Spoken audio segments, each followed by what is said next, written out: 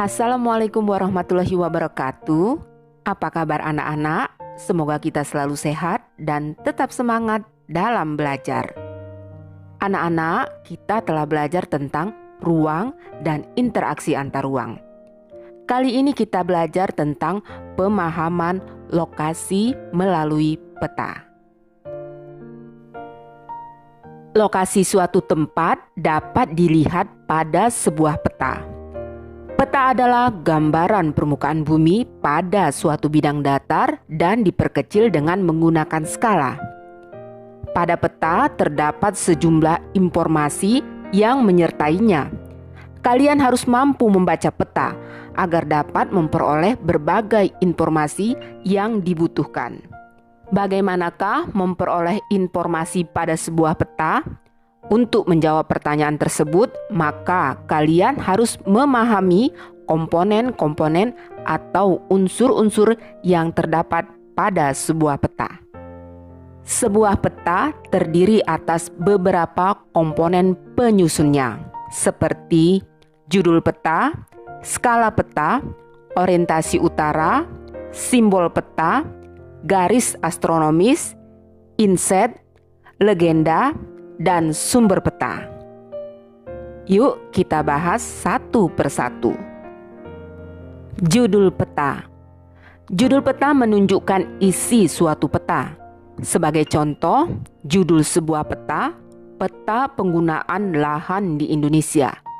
Maka isi dari peta tersebut adalah sebaran penggunaan lahan yang ada di Indonesia, berupa pemukiman, hutan, perkebunan, dan lain-lain.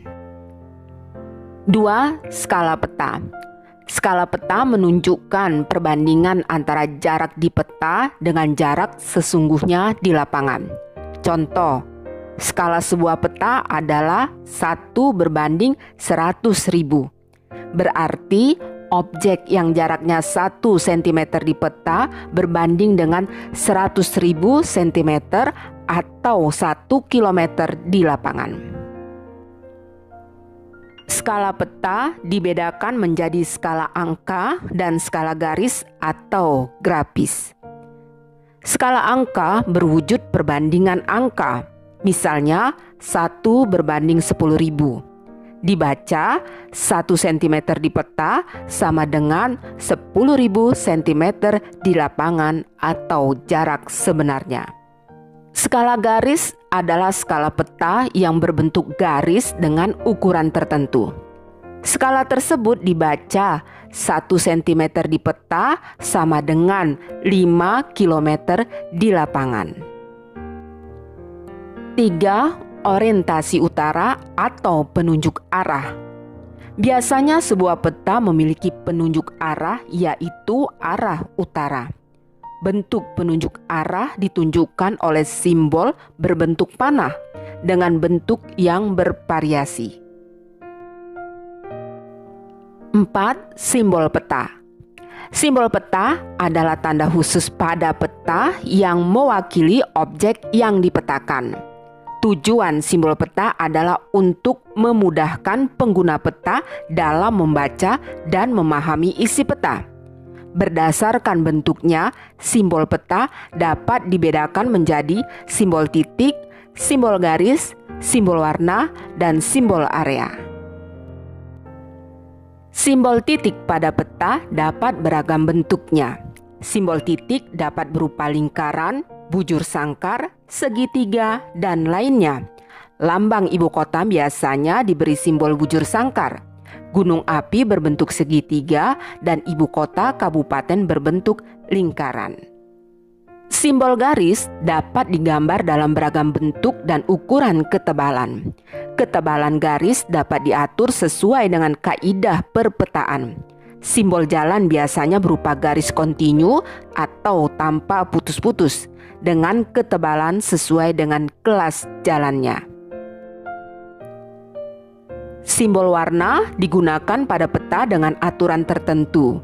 Tidak sembarang warna dapat digunakan untuk objek-objek tertentu karena ada aturan perpetaan. Misalnya, warna perairan seperti sungai, danau, dan laut diberi warna biru. Jalan diberi warna merah. Warna ketinggian dan kedalaman disesuaikan dengan objeknya yang menunjukkan adanya perubahan secara teratur dan seterusnya. Misalnya, kedalaman laut diberi warna biru dengan tingkat perubahan yang teratur dari biru terang sampai ke biru gelap. Simbol area biasanya digunakan pada peta berupa ilustrasi dari objek yang ada di lapangan. Simbol area juga memiliki aturan tertentu dalam pemetaannya. Misalnya, area berupa sawah digambarkan dalam bentuk poligon tertutup yang di dalamnya terdapat simbol tanaman padi. 5. Garis koordinat. Garis koordinat adalah garis hayal pada peta berupa koordinat peta dalam bentuk garis lintang dan garis bujur. Garis koordinat sangat penting pada peta karena akan menunjukkan lokasi pada peta dibanding lokasi lainnya di permukaan bumi, serta menggambarkan karakteristik suatu lokasi atau wilayah yang dipetakan. Contoh, suatu lokasi yang terletak pada lintang tropis akan memiliki karakteristik iklim tropis. Berikutnya, inset. Inset merupakan peta kecil yang ada pada suatu peta untuk menunjukkan lokasi daerah yang dipetakan di antara lokasi lainnya yang lebih luas.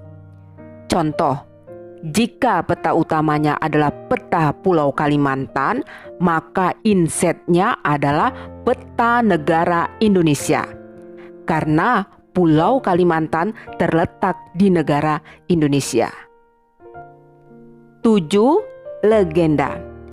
Legenda menunjukkan keterangan semua objek yang ada atau muncul pada muka peta.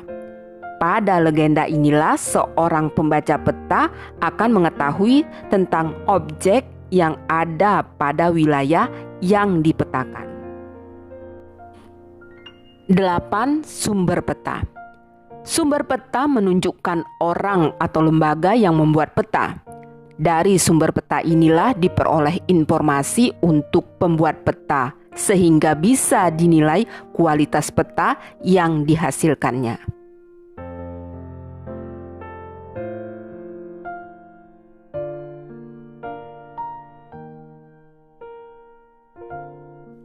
Demikian anak-anak pelajaran kita hari ini. Pada kesempatan berikutnya kita akan mempelajari letak dan luas Indonesia. Semoga bermanfaat. Terima kasih. Wassalamualaikum warahmatullahi wabarakatuh.